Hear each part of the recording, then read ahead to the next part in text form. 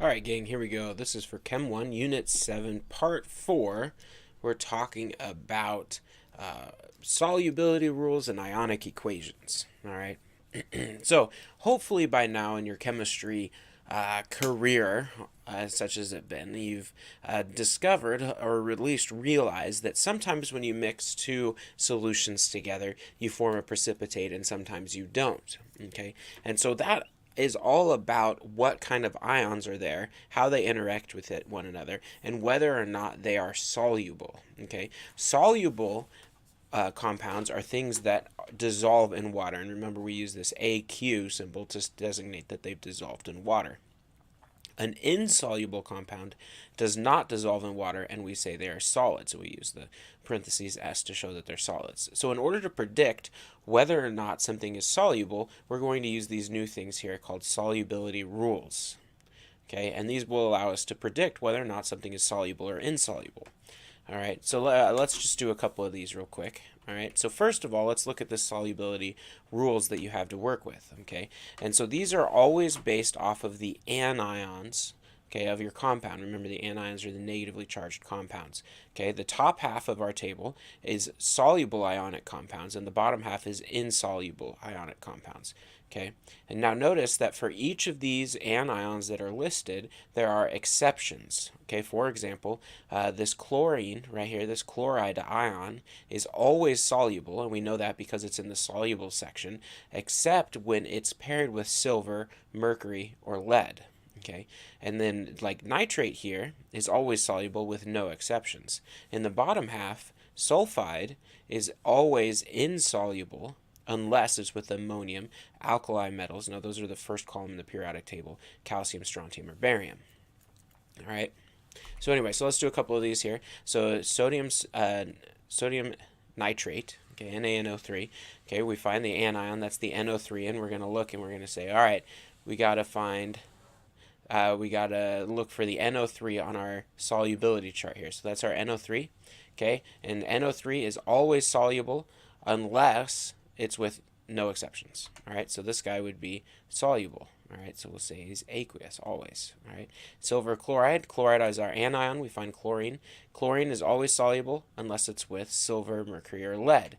All right, silver is on the list, so therefore this compound is insoluble. All right, so we'll say insoluble. Okay, we'll call him solid. All right, barium carbonate. Okay, so we find carbonate. Carbonate's down here. All right, here's carbonate. Carbonates are always insoluble unless they're with ammonium or an alkali metal. Barium is an alkaline earth metal. It's in the second column. So this is also insoluble. Okay, solid. All right, and then we have potassium carbonate. Well, remember, carbonates are always insoluble unless it's with ammonium or an alkali metal cation. Potassium is an alkali metal cation, so this would be soluble, aqueous. All right, not too bad. Okay, now aqueous solutions are really, really important because the vast majority of chemical reactions, especially the ones we'll do in our class, take place in aqueous solutions. Remember, aqueous means it's dissolved in water, and water is pretty safe, right? We deal with it all the time, and it's also plentiful. We have lots of liquid water that we have available, and so it makes, and for one other reason that we're going to discuss right now, it is a very important solvent in order to make our solutions. Okay, and so a lot of the reactions that we care about occur with things that are dissolved in water. All right, specifically ionic compounds. Okay, they dissolve in water, and then they do what's called ionize. So by putting them in water, they ionize, and this really means that they're separating into cations and anions. Remember, cations are positively charged, and anions are negatively charged. All right, so if you click this link here, you'll see a video showing what ionization looks like, but we're going to talk about it right now. So assume that let's suppose we have a chunk of sodium chloride. Remember, this is just table salt.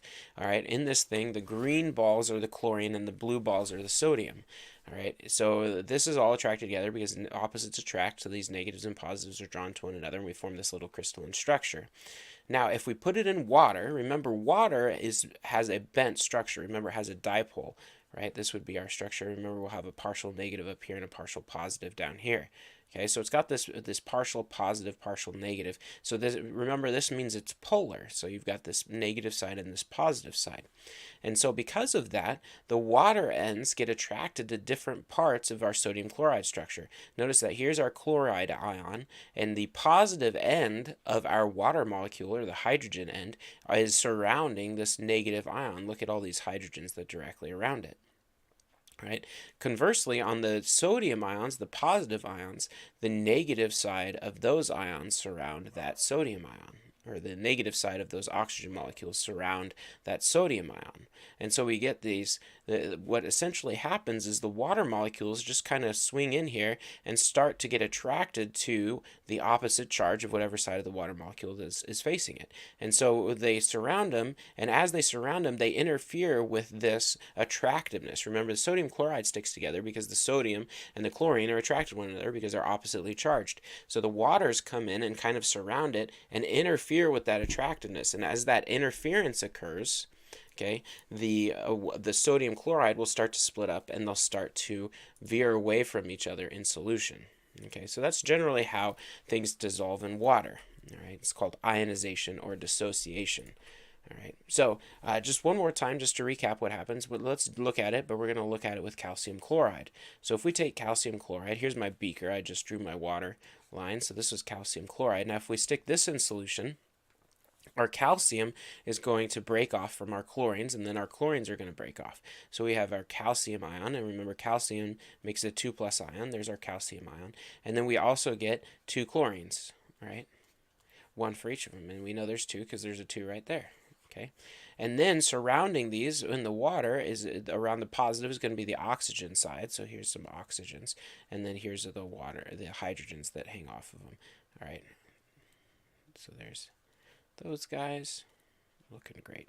All right, so and then it would surround it, be completely packed around it, but I'm too lazy to draw all those. And then around the chloride ions, the positive end of the water, so that'd be our hydrogens here. Okay, like this. And I'm just going to draw a couple. All right, and then obviously on the other one as well. And so that's essentially how things ionize or dissolve in water. It just splits up. All right, so let's so what we need to be able to do, one of the skills that's really important coming up, is you need to be able to identify what and how many ions get put into solution. So all we're going to do is practice showing the ionization reactions, okay, or the ionization of these ionic compounds. Now, essentially, these are just like the reactions that where things break apart in our solution, or not synthesis. Shoot, dang. It'll come to me in a minute. So these break apart into their specific ions. Okay, so we have calcium and hydroxide. All right, so we've got calcium. It's going to break off from the hydroxide. There's our Ca. It forms a 2+ ion. Now I know I'm going to make ions because the name of these equations are ionization reactions. Okay, now it dissolved in water, so that means it has to be aqueous for its state. All right, that makes sense. And then the other part is hydroxide, right? So I got hydroxide. It makes a negative charge. It also dissolves, so it's aqueous. However, we made 2 hydroxide ions, so we'll put a 2 out there. So this is the balanced ionization reaction of calcium hydroxide. Okay, let's try it here for sodium phosphide. So we got sodium Na. All right, it makes a +1+. Okay, it's also aqueous because it dissolved, but we made 3 of them, so we'll put a 3 out front. All right, and then the phosphorus makes a phosphide ion. All right, and then it is also aqueous, and we only had 1 of those. All right, last one here, we'll do potassium oxide. So we have 2 potassiums, aqueous, plus 1 oxide, aqueous. Not too bad. All right, so those are ionization reactions. Now, what does all that mean? Well, the important thing here is that we have to take these and be able to, we're going to use this information to help us understand what is going on in solution as our reaction progresses. Okay, so so let's take an example here. We've got this reaction here, and we're going to be predicting the product. So we're just going to start there, and we're going to write a couple of important equations. We're going to write what's called a balanced ionic equation, and then we're going to write what's called a net ionic equation. All right, so But first, before we do that, we have to know what the balanced chemical equation looks like for this reaction. So we got to predict our products. Now you should be able to look at this by now and say, oh, that's a double replacement reaction because I got a plus and a minus and a plus and a minus. All right, so our reaction here, our iron would go with our carbonate. So we'd have Fe and then CO3. Now we got to think about our charges. Carbonate has a 2 minus, and this iron would have to have been a 2 plus. And we know that because chlorine is 1 minus, and there's 2 of them, so that would have had to be a 2 plus. So this is 2 plus, this is 2 minus, crisscross, reduce, and we just get that. That's nice. All right, and then on the other side, we have H2 combining, or the H combining with the Cl, so we'll write our H and then our Cl, and now we have to think about our charges. All right, hydrogen is in the first column with the alkali metals, it makes a plus charge, and then chlorine is a halogen, and so it makes a minus charge. So crisscross 1 for 1. Now the next step we have to do is balance this thing. Okay, so iron goes to iron. All right, 1 and 1. We got 2 chlorines. So we need a 2 here for these. And then we have 2 hydrogens, 1 carbonate, 1 carbonate. So now we're all balanced. All right. So, and then now that we have a balanced equation, we need to figure out what our states are for our products. So we need to know is, did we form a precipitate or not? Now remember, in order to tell if we formed a precipitate, we have to look at our solubility rules. So we're going to look at our 2 compounds here. We've got carbonate and chloride are our 2 anions. So we got to figure out if they are precipitates. So we find carbonate on our solubility chart. So carbonate's down here. It says carbonate is always insoluble unless it's with ammonium or an alkali metal. Okay, well, our carbonate is with iron, which is not ammonium, and it is not an alkali metal, so therefore this compound has to have been a solid. All right, and then with hydrochloric acid here, we already know based on things we've done in lab that this will be aqueous, but we can double check. All right, so chloride anion here, okay, is always soluble unless it's with silver, mercury, lead. Hydrogen is not silver, mercury, or lead. Okay, so he is aqueous. All right, so essentially what would happen is if we had some FeCl2, iron 2 chloride, and carbonic acid, and we mixed them together, we would form a precipitate in the bottom. We would form this iron carbonate precipitate. All right, so this is our balanced chemical reaction that we're used to seeing. Now we want to write them as a balanced ionic equation. Now notice that we've thrown in this word ionic. This to tell you that we're going to write out ions. All right, now this is where life gets a little trickier. All right, so remember, if the state is aqueous, that means that it dissolved in water and formed ions. All right, so each of these guys that are aqueous are going to break down into ions.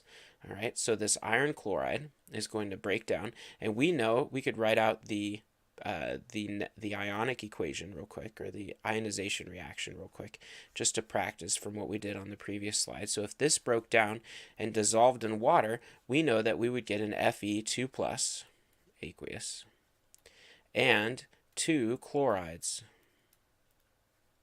like that. Okay, so this is what we'd get when that breaks down in solution.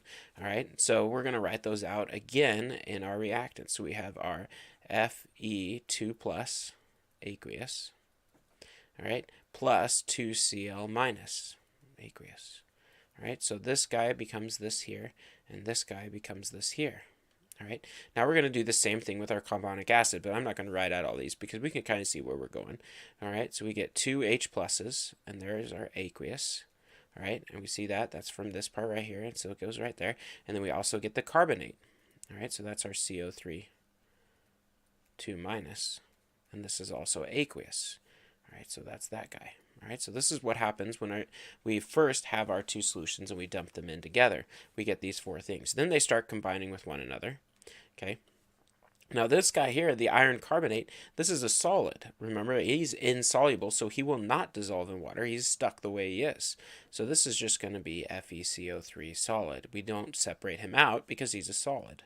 All right, and then we have this guy here. This is aqueous, so he dissolves this hydrochloric acid. So he's going to make 2 H pluses in solution, okay, as well as 2 Cl minuses. Now it's 2 chlorides because of that 2 that's out front.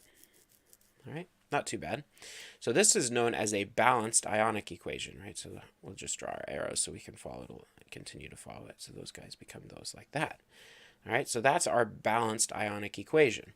Now, we want to be able to take this all right, and make something useful out of this, right? This is a lot of gobbledygook, right? There's a whole lot of stuff written out, and it's not very nicely written. It's kind of hard to tell what's going on. As a chemist, we really only care about what's happening in our chemical reaction. Specifically, in this chemical reaction, what's going on is we're forming a precipitate. This is the precipitate we're forming, this iron carbonate. So really, I only care about the things that are participating in that reaction.